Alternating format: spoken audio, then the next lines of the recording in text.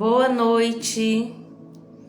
Boa noite, que a graça e a paz do nosso Senhor Jesus Cristo vivo venha guardar nossa mente e nosso coração em mais este dia. Estou aqui para nosso devocional diário, que se o Senhor Jesus me permitir, nós estaremos todos os dias desse ano falando sobre a palavra de Deus, que é aquilo que eu mais gosto de fazer na minha vida, que é compartilhar a palavra de Deus. Lembrando que eu não sou teóloga, eu só sou uma amante da palavra, filha e serva do Deus vivo.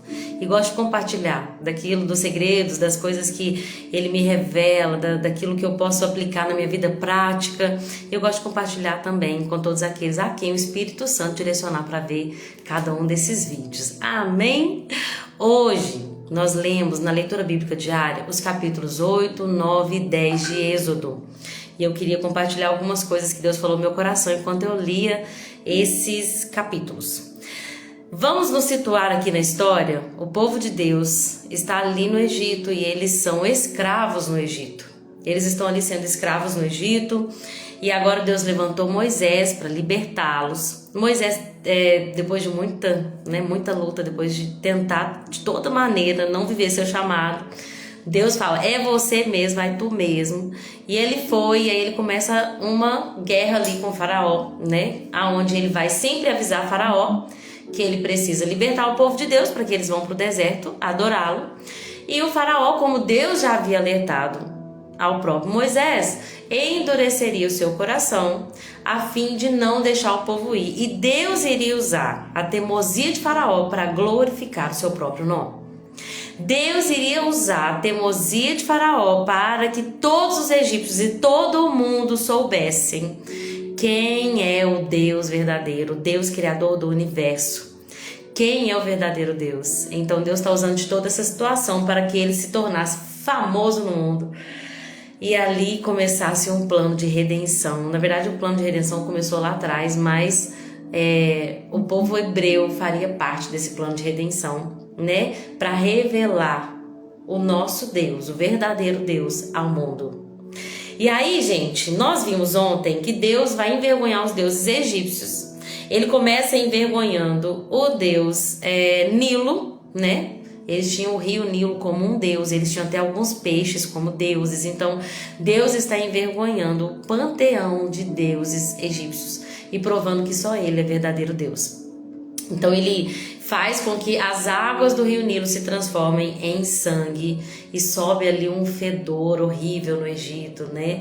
A Bíblia diz que muitos peixes morreram e todos foram afetados, porque o Nilo era assim, imagine só para aquela sociedade como que um rio, até hoje na verdade, como que um rio é essencial. Imagina para aquele povo que vivia da agricultura. Como que um rio limpo é essencial. Imagina para aquele povo que não tinha água encanada, porque a gente não tem noção do que é não ter uma água chegando de canos, em canos na nossa casa. Como é bom que a gente abre uma torneira e tem água ali, mas naquela época as pessoas, para ter acesso à água, elas precisavam de uma fonte, e o rio Nilo era a grande fonte do Egito.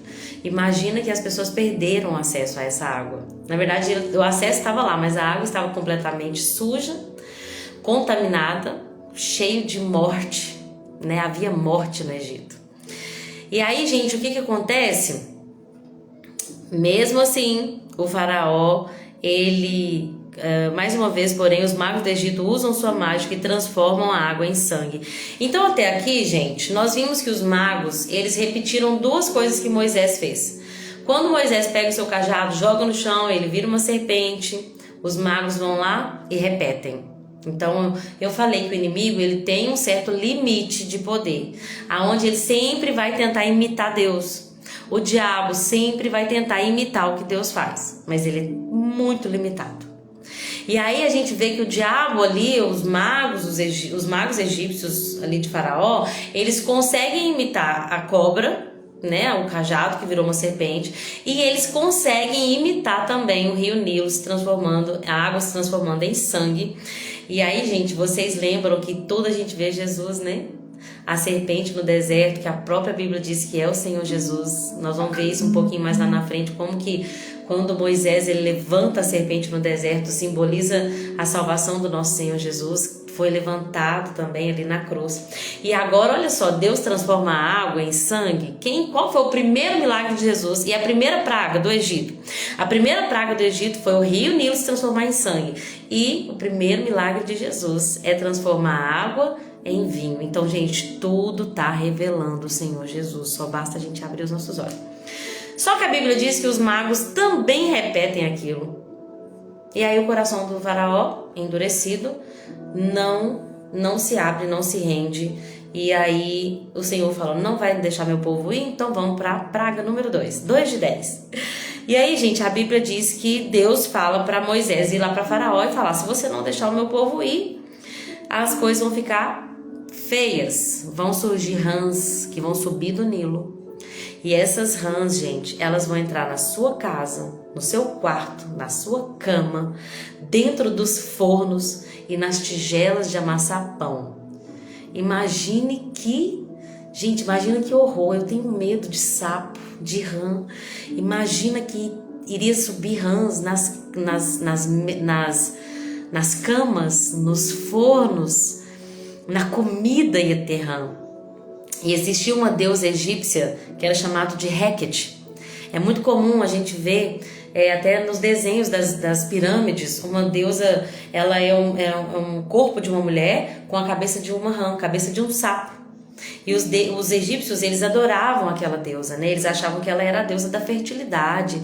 E aí Deus está falando assim, vamos ver quem é verdadeiramente Deus. Vocês servem a essa deusa com D minúsculo, mas existe um verdadeiro Deus que é o criador de todas as coisas, egípcios.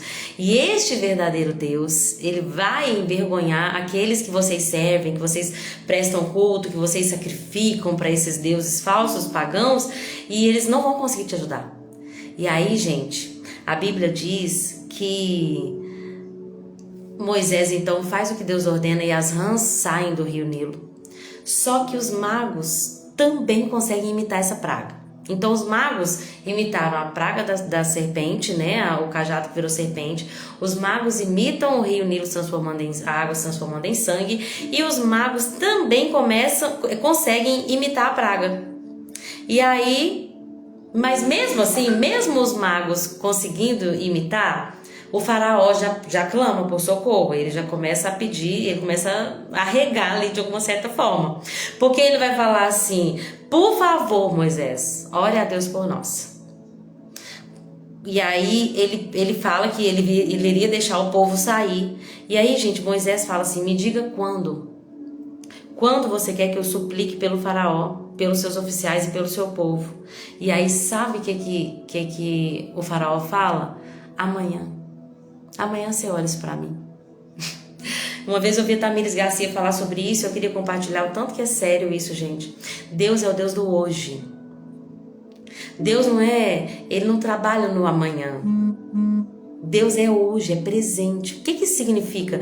Quantas vezes, a Bíblia diz assim, Hebreus 3:7, se ouvirdes a voz do Senhor hoje, não endureçais o vosso coração.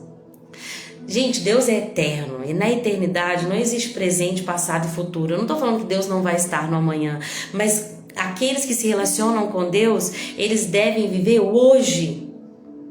Quantas vezes nós pecamos porque nós estamos procurando adivinhos, porque a gente quer saber o que vai ser de mim amanhã. Muitas pessoas correm para os signos.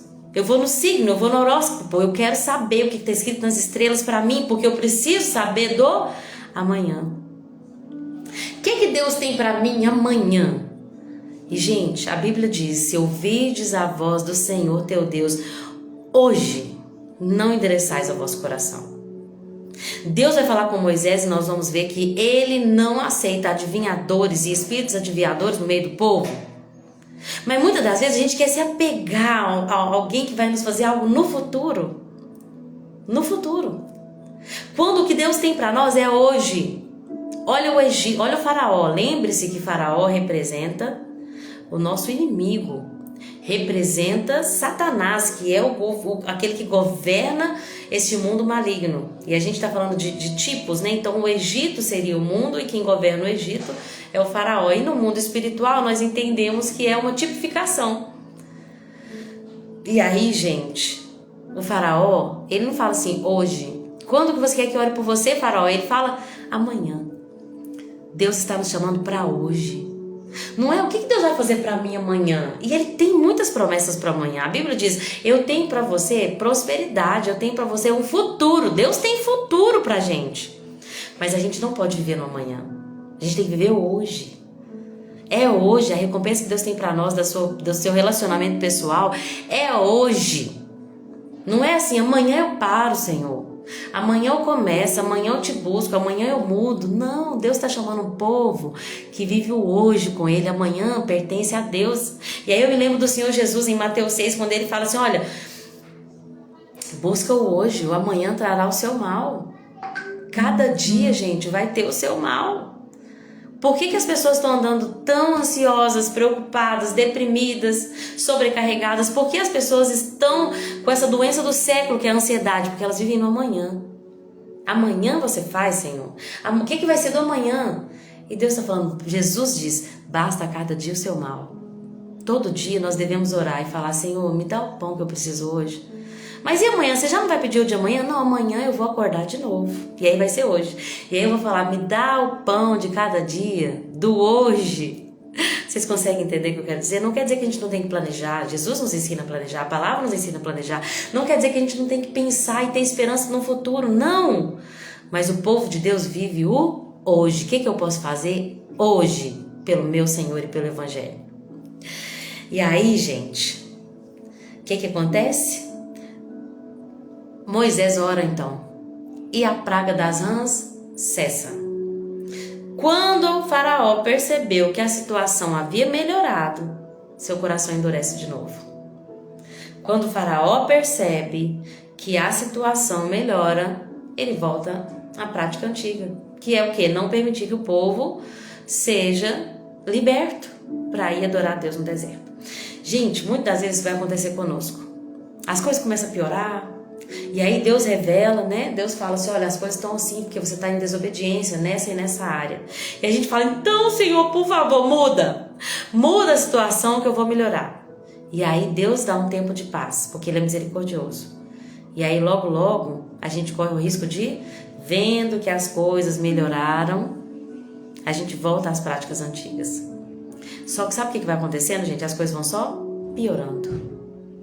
Jesus falou que uma pessoa que é limpa ali de um demônio, se ela tinha um demônio morando na casa dela e aquele demônio foi expulso, e aí sabe o que aconteceu?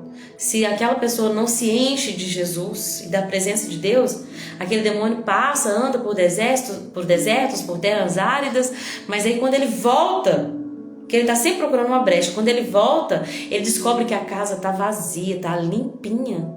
E aí ele vem e traz outros 7. Ou seja, as coisas ficam piores. Jesus fala para aquela mulher pecadora, vai e não peques mais. Não, é para outra pessoa. Eu acho que é para o homem do tanque de Betesda. Vai e não peques para que não te suceda coisa pior. Depois eu tenho que confirmar para quem que ele falou isso. Vai para que não fique pior. Não peques mais. Para que essa situação não piore. Se Deus permitiu uma luta na sua vida, te revelou o que está causando a luta, gente, é hoje. Muda hoje. Pode ser que venha um tempo de bonança. Não deixe que o tempo de bonança te iluda. E volte às práticas de desobediência. Porque as coisas vão piorar. Então Deus está nos levando a um lugar onde a gente é rápido. É rápido para confessar. Confessa hoje. Foi hoje mesmo. Eu fiz uma coisa que não agradou o coração de Deus. Eu tive um sentimento que não agradou o coração de Deus.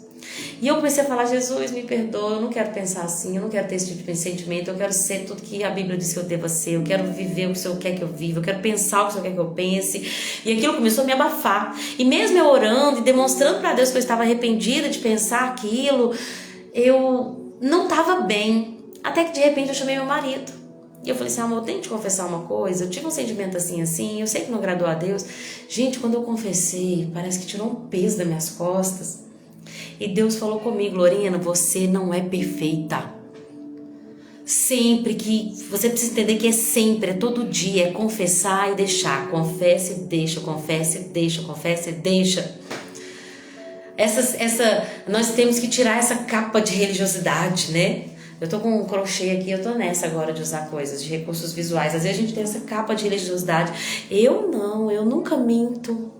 Eu nunca faço nada errado, nunca penso nada errado do outro, nunca invejo, eu nunca tenho sentimentos de ganância. Mentira! Mentira! Tira a capa da religiosidade. Confessa e deixa. Sentiu inveja do seu irmão? Fala com Deus, Senhor, eu sei que eu errei. E confessa com o irmão também. A Bíblia diz que quando nós confessamos uns aos outros, então nós somos perdoados e nós somos curados das nossas enfermidades. Quando eu confessei para Edmundo, falei, eu tive esse sentimento hoje, estou muito triste, porque eu sei que desagradou ao Senhor, não é isso que Ele espera de nós. E aí Edmundo falou, amor, todos nós temos esse tipo de sentimento, e nós temos que lutar contra. E aí, gente, aquilo me limpou. E Deus falou muito comigo, confessa e deixa. É hoje, gente, não é amanhã, é hoje.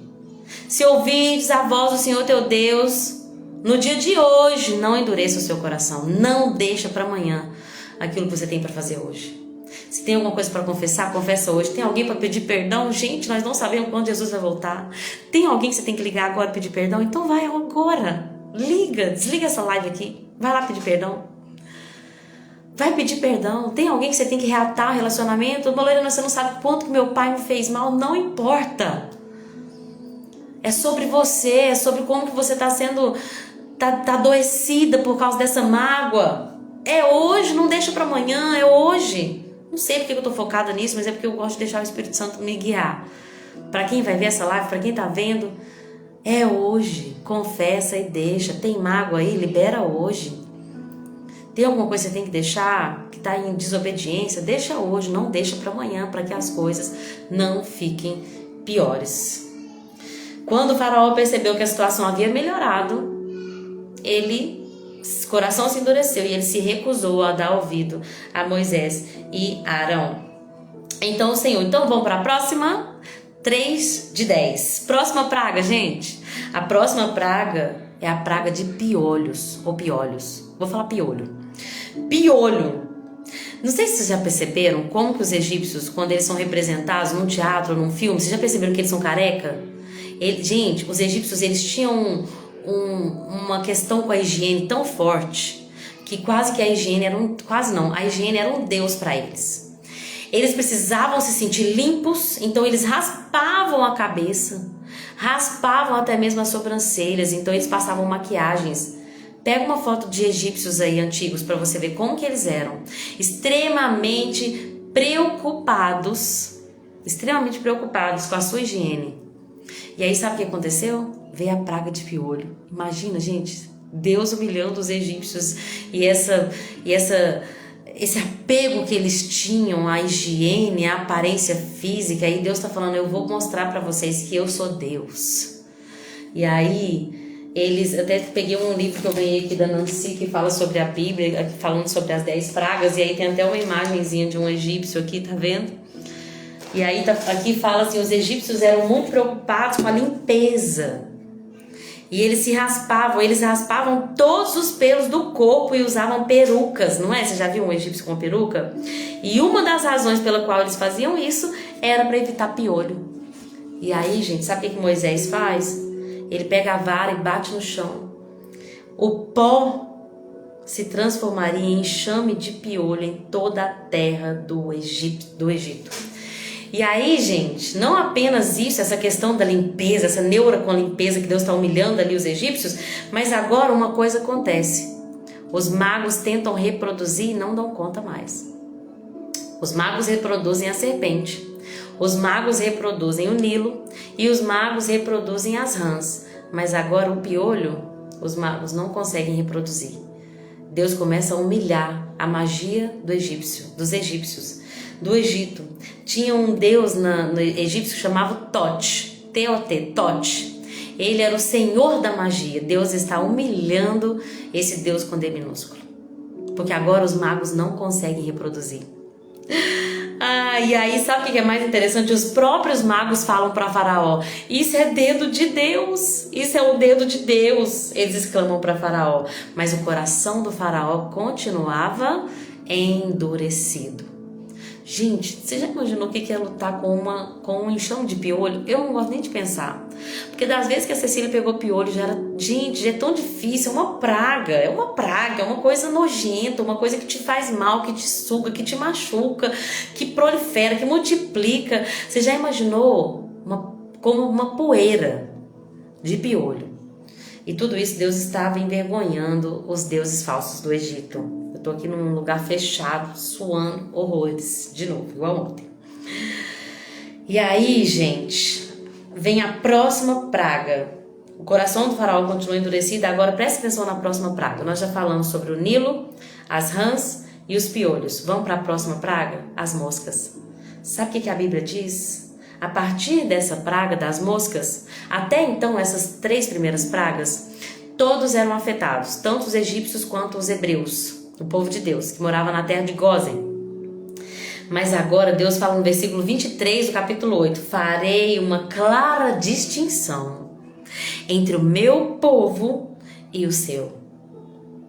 Deus está falando isso para o próprio faraó. Agora vai ficar nítido quem é o Deus verdadeiro. Porque, gente, a partir dessa praga, a partir da 4ª praga, as 3 primeiras, o povo de Deus também sofreu com eles ali.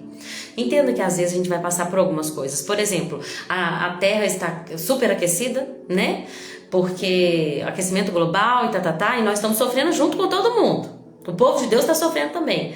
Mas vai chegar uma hora, gente, em que Deus fará clara distinção entre o povo dele, entre os que são e os que não são. Eu gosto de Malaquias quando fala isso. Deus vai mostrar a diferença entre os que são e os que não são. E ele fez isso. A região de Gósen não foi afetada pelas moscas. O povo egípcio estava lá sofrendo com um enxame de moscas. Terrível, mas o povo de Deus não estava passando por nada. Entenda que a gente vai passar por isso. Às vezes, gente, e pensa só, me veio aqui na mente agora, uma crise financeira. O mundo padecendo por crise financeira. E a Bíblia diz, desculpa, não foi a Bíblia que diz. Existe uma profecia, grandes homens de Deus têm falado isso, que vai haver uma transferência de riqueza. Nos últimos dias vai haver uma transferência de riqueza. A riqueza que antes estava na mão do mundo, assim como os egípcios foram despojados ali, quando os hebreus saíram da terra do Egito, os egípcios deram para os hebreus riqueza, joias, o seu ouro, as suas pedras preciosas, e os hebreus de escravos saíram ricos ali do Egito. Assim também tem uma profecia que fala dessa transferência de riqueza. Quem tem curiosidade, pesquisa no Google, profecia sobre transferência de riquezas.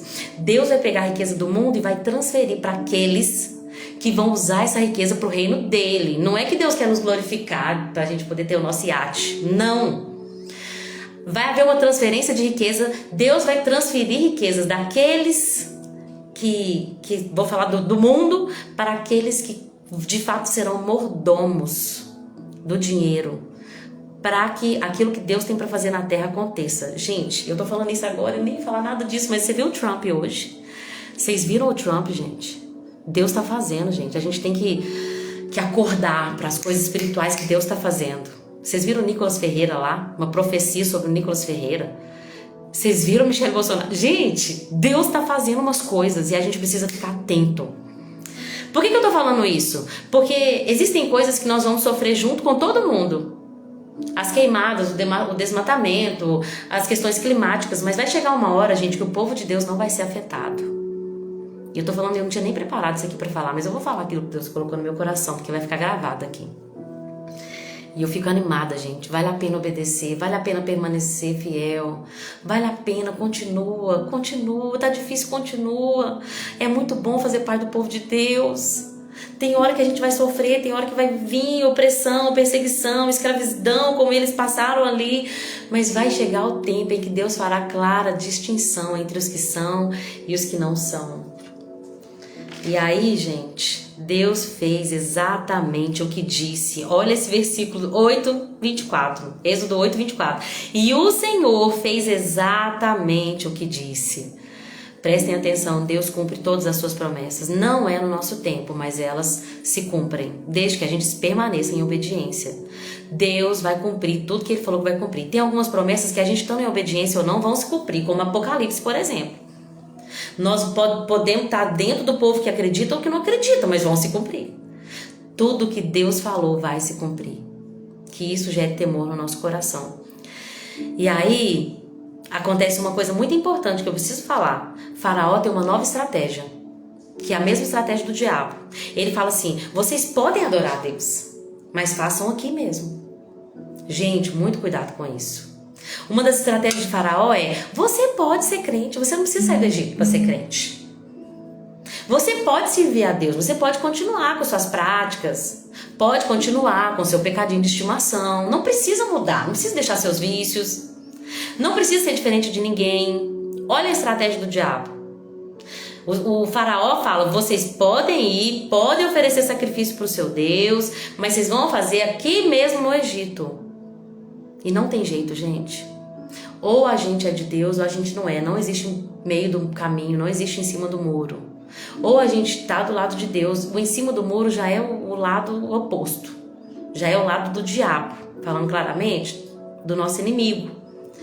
Deus está nos mostrando qual que é a estratégia de Satanás. Eu vou deixar vocês adorarem a Deus, mas vocês não vão ter que sair, vocês não saiam do Egito. E aí ele já responde claramente. Moisés fala: não seria certo. Não é certo. A gente não vai oferecer sacrifício ao Senhor no Egito. Gente, não dá para ser crente e ser do mundo, vocês entendem? A Bíblia diz, se eu não me engano, Tiago, não dá para ser amigo de Deus e amigo do mundo. Se você é amigo de Deus, você então se torna inimigo do mundo. E se você é amigo do mundo, você então se torna inimigo de Deus. Nós vamos ter que fazer escolhas. O diabo vai tentar colocar isso na mente das pessoas. Você pode ser. Vocês já viram, gente, quantas igrejas estão lotadas? Tem igrejas inchadas. Eu creio numa grande colheita no final. Eu creio que muitos vão se converter. Mas você já percebeu quantas igrejas, principalmente as que falam sobre prosperidade, cheias de pessoas? Eu vou adorar a Deus, mas eu vou continuar no Egito. Não dá, gente. A gente vai ter que fazer uma escolha. E vamos ter que viver renúncias. O diabo quer isso. Adore a Deus, continua no Egito. Mas você vai ter que fazer uma escolha. E se você quiser adorar a Deus, não vai poder continuar no Egito. Lembre que vale a pena, porque Deus fará clara distinção entre os seus e os que não são os seus. E aí, gente, ele entra com uma nova proposta, porque Moisés não aceita, né? Adorar a Deus no Egito. Ele tem que sair, tem que sair. Tem que haver essa mudança. E aí, o faraó fala outra estratégia dele. Ele fala assim: então vamos fazer o seguinte, eu vou deixar que vocês viajem ao deserto, mas não se afastem demais. E supliquem por mim, ora por mim. Já viu que a pessoa que não quer nada com Deus, mas que usa a gente como se fosse assim, o crente, né? Não, mas você ora pra mim lá? Você ora pra mim? Eu não quero focar nisso, eu quero focar no não se afastem demais. Presta muita atenção, gente. Segunda estratégia do diabo. Vocês podem adorar a Deus, mas não fica tão longe do Egito, não, fica pertinho. Gente, a gente tem que se afastar, correr do pecado, correr das rodas dos escarnecedores, correr de tudo aquilo que nos atrai ao Egito, de que atrai a nossa carne. Por isso que a Bíblia diz que a obra da carne, a gente precisa crucificar a nossa carne, os nossos desejos. O fruto do Espírito é cultivado, gente, é com tempo, é com esforço, mas a obra da carne é só dar lugar, porque nós temos uma carne, uma natureza decaída dentro de nós. Nós já somos propensos ao pecado. Por isso que eu falei e repito, temos que confessar todos os dias. Confessa e deixa, confessa e deixa. E o Senhor vai nos ajudando até chegar um ponto que nós entramos num lugar de santificação, que aquele pecado não mais entra na nossa mente, no nosso coração. Mas olha, a gente tem que se afastar.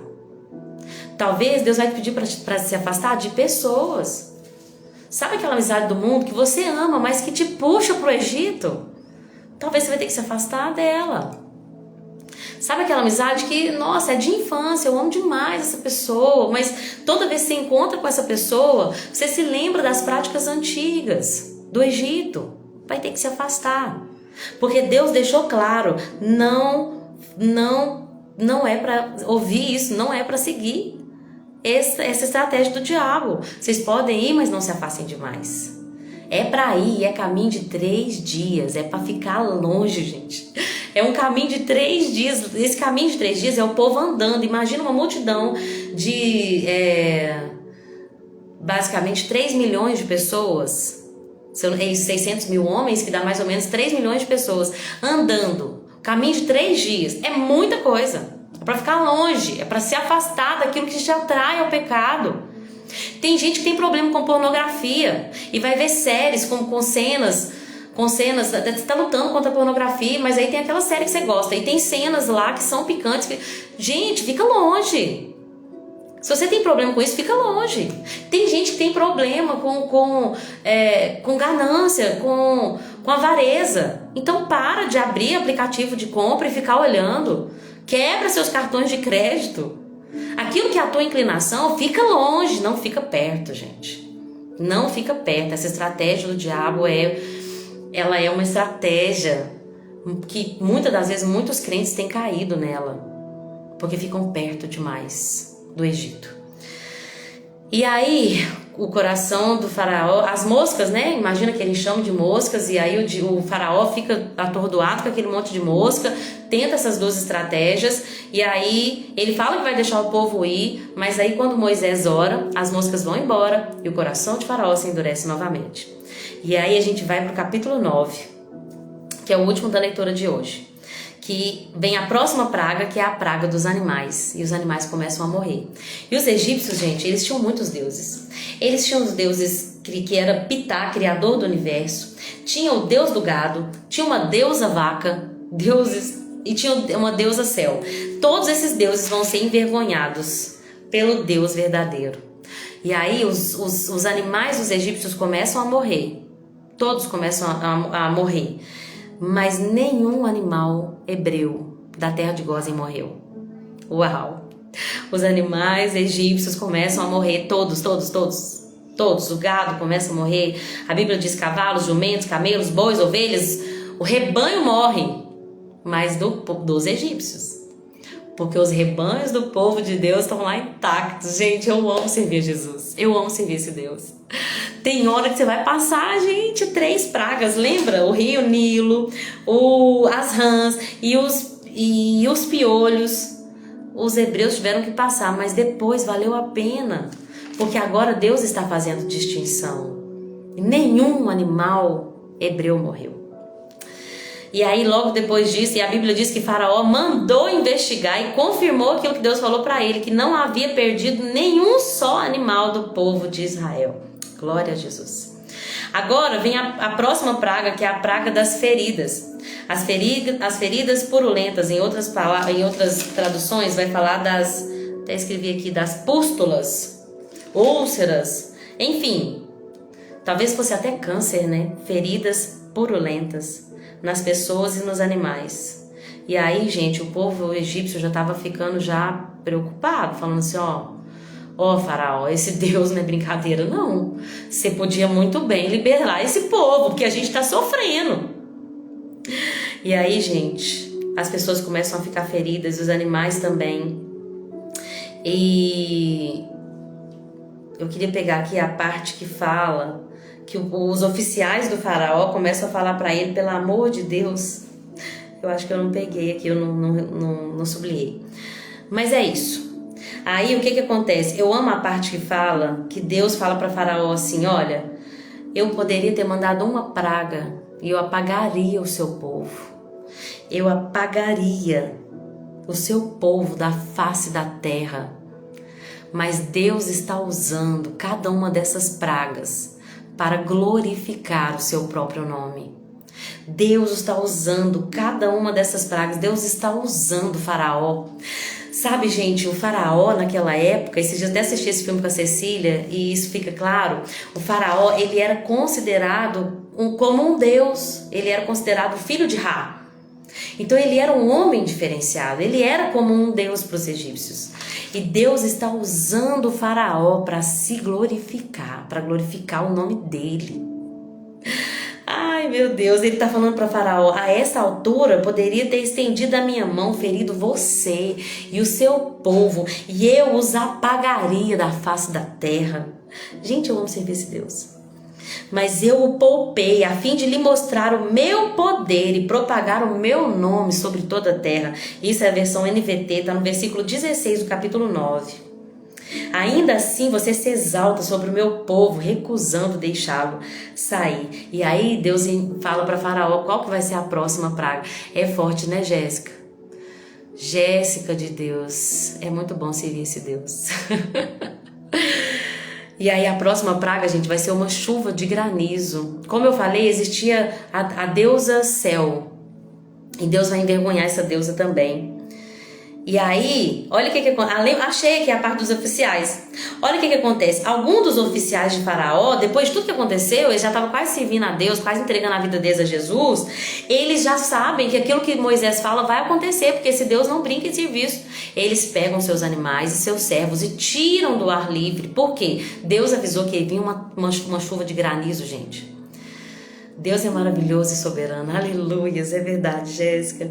E havia uma chuva de granizo como nunca havia acontecido no Egito. Aquele granizo, gente, não era um granizo qualquer, era um granizo capaz de matar os animais e os servos que serviam ali nos campos. E aí, de fato, aconteceu. E não só os animais, mas todas as plantas, as pessoas do Egito, todos foram feridos. Aqueles que não creram em Deus. Olha como que Deus está dando uma chance até para os estrangeiros.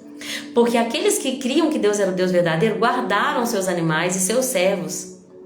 Mas aqueles que não criam deixaram tudo ao ar livre. E de fato veio uma chuva. Além do granizo, gente, trovões e raios que caíam sobre a terra. Deus enviou uma horrível tempestade. Nunca em toda a história do Egito houve uma tempestade como aquela. Um granizo tão devastador. E na terra de Gósen, como é que estava? Tudo certo. Não tinha nada. Eu imagino o céu aberto. Céu aberto, porque a Bíblia diz a penúltima praga, que é a escuridão.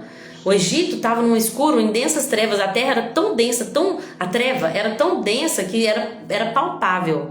Mas em Gósen tinha luz. Meu Deus, nos ajuda a temer a Ti, Jesus. Todos os dias a temer ao Senhor. E a entender que o Senhor é Deus que faz proezas, maravilhas e milagres. Tu és o Deus do impossível, aleluias. Até as árvores foram despedaçadas, gente. O único lugar que não caiu granizo foi aonde vivia o povo de Israel. Glória a Jesus. E então ele fala com o povo, não, agora é sério, agora eu vou deixar vocês irem. Imagina a fome que estava, porque Deus já tinha afetado o rio, depois resolveu. Mas todos os peixes morreram, então já não estava fácil para os pescadores.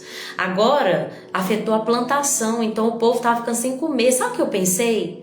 Quando José estava no poder, o Egito tinha cereal para o mundo todo, o mundo antigo todo, para abastecer o mundo antigo. Agora Deus está falando assim, olha, sem o meu povo, Egito, sem um do meu povo te governando, vocês vão passar fome, porque a Bíblia diz que o trigo comum, o trigo candeal, acabou. Não tinha mais, gente, não tinha mais nada. Por quê? Porque a chuva torrencial destruiu a plantação dos egípcios. E mesmo assim, depois que Deus fez tudo depois de tudo isso, o coração do faraó se endureceu, assim como dos seus oficiais. E uma vez que o seu coração continuava endurecido, ele se recusou a deixar o povo sair. E aí amanhã a gente vai ver o que vai acontecer. Mas é linda essa história, né? Fala a verdade.